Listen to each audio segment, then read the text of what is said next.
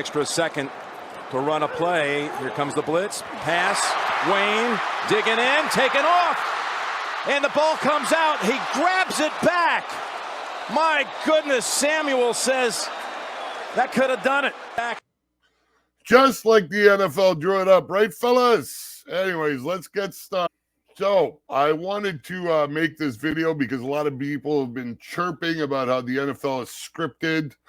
I'm sure you've all seen the memes and you've commented on my post about the NFL. Thought, oh, it's scripted, only a chump would watch this. This is obviously the outcome has been predetermined by the NFL for reasons we can't seem to explain. But yeah, it's definitely scripted. You shouldn't watch it. So if it's scripted, I would like the conspiracy theorists to explain this. Favre lays it up for Freeman, and it's incomplete. Or did he make the catch at the 15? Yes. What are they going to rule it? He caught it? Touchdown! He did what? Ref was right on it, I think. Oh, man. Man, how did Dishman not intercept it? Well, the Packers are going wild. The crowd's going wild. I mentioned there's nothing to challenge, but they'll have to look at it upstairs. Contact, well, he's laughing. But let's see what it shows on the replay. It never hit the ground. It hit the back of Antonio Freeman. So the NFL intervened in the laws of physics to prevent the ball from hitting the ground.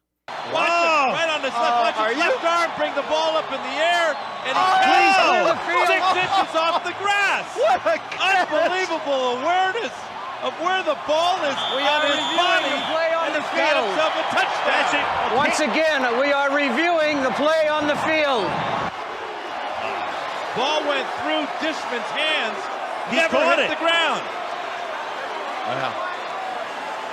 They're trying to bring the teams back onto the field if they overturn it, but I haven't seen anything to overturn it yet. No, it's just a great fluky play for the Pack. Contact hasn't even gotten over to the and then there's no contact. Dishman didn't even tidy up afterwards. He just assumed that it hit the ground. You couldn't film that scene in a movie and make it look that good.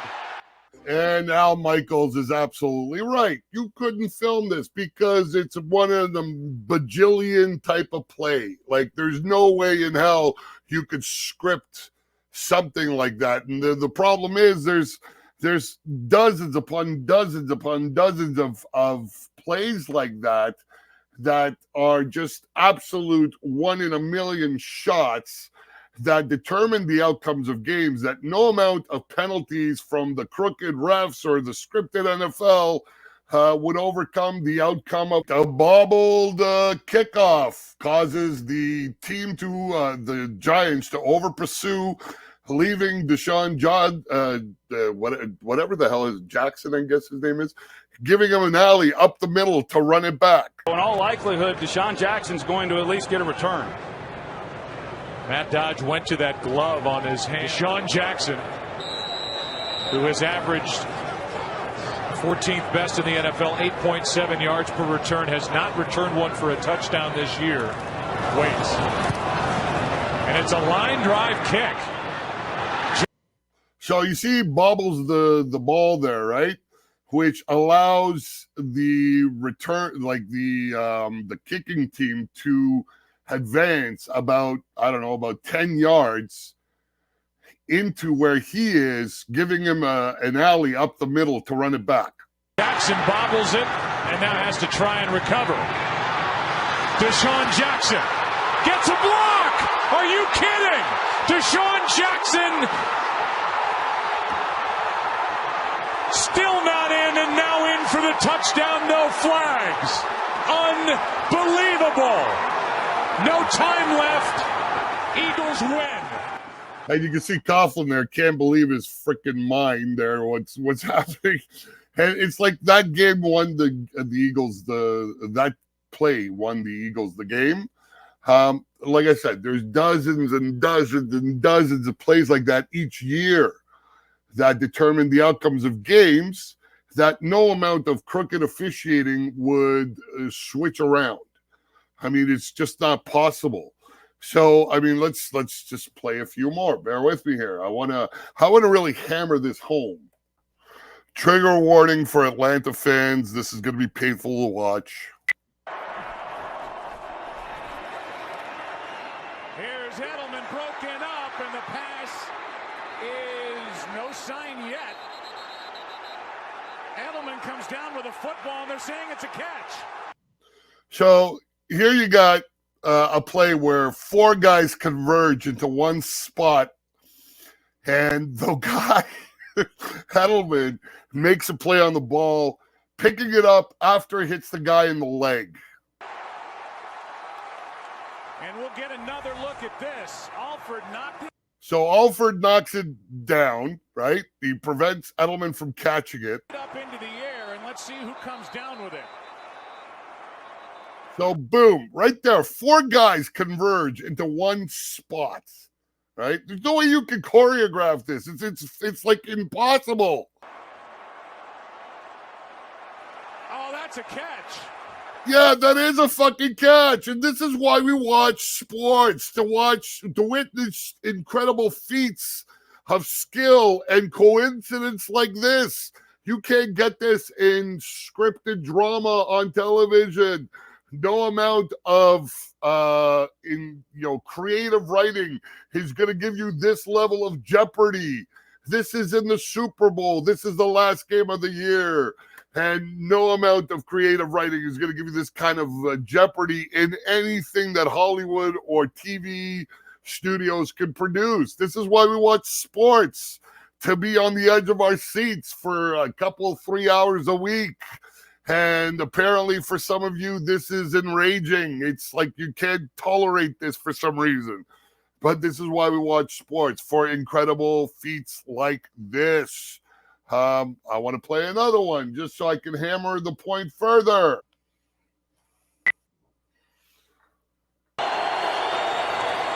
Pressure from Thomas off the edge. Eli Manning stays on his feet, airs it out. Trigger warning to Patriots fans. Down the field, it is caught by Tyree. Oh my God. This ball's thrown and Tyree just goes up for it like a basketball player. Harrison trying to knock it down. And Eli, man, I don't know how he got out of there. I thought he was on the ground, and then he came out of the pile and just slings it. That's a great catch by David Tyree. And now with 59 seconds left, the Giants. Literally, that was centimeters or inches away for you non-metric users. Inches away from being not declared not a catch. If that ball touches the ground at all, that would be considered an incomplete pass.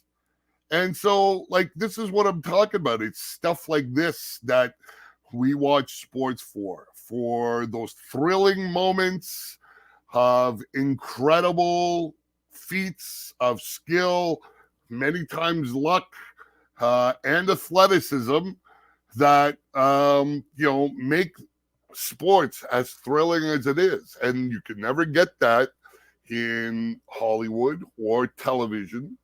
Especially nowadays with Hollywood and television being as woke as it is and constantly preaching instead of entertaining. This is why we watch sports, because despite of all the ways they try to influence or insert politics into sports, when they're between the painted lines, it's this type of action that puts us on the edge of our seats. There's no political motivation behind any of this stuff. It's just men performing at the height of their ability. And it's not just football. It's in hockey. It's in soccer. It's in basketball. It's in any sport where competition is at the center of it. One man trying to be better than another man. And that's why we watch it.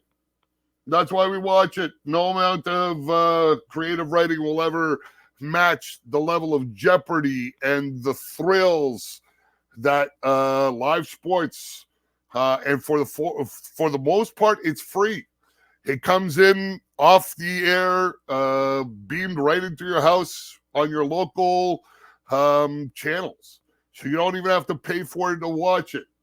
As opposed to, going and paying $12 or whatever a movie is in the theaters these days and being lectured to. So, you know what? Stop chirping about the NFL being scripted. No amount of referee meddling would change the outcome of games. I know there's been a few key games that in the past, like Brady's tuck rule, but that's a conversation for another video. That's all I'm going to say about this. I hope you enjoy your next few months. I'd say 7 months of being NFL free. Yeah, thank you for watching.